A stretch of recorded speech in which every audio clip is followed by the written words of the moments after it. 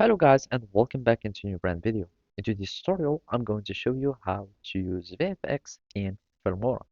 So make sure to watch the video to the end and follow these simple steps.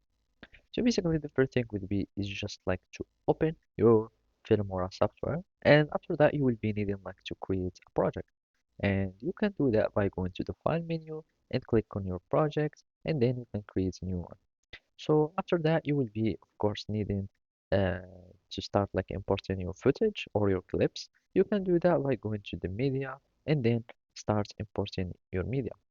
Here, I'm just going to add some stock video, and basically, I'm just going to stay here.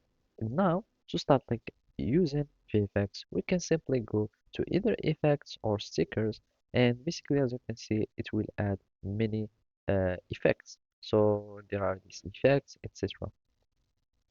We can, for example, also search for a VFX or whatever. So let's just search for VFX, and here we will start loading, and here we will find many. So basically now you will need just to drag and drop, and now the content is downloading, and basically here you will find the VFX that will be showing, and basically now you will be needing just like to adjust it. So here I'm just going like, for example, like that.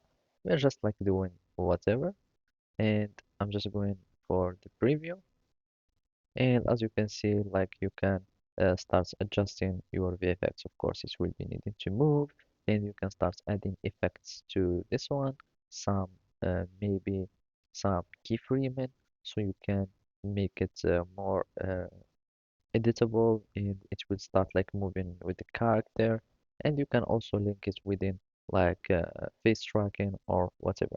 So basically that's it. Thank you for watching and see you next time.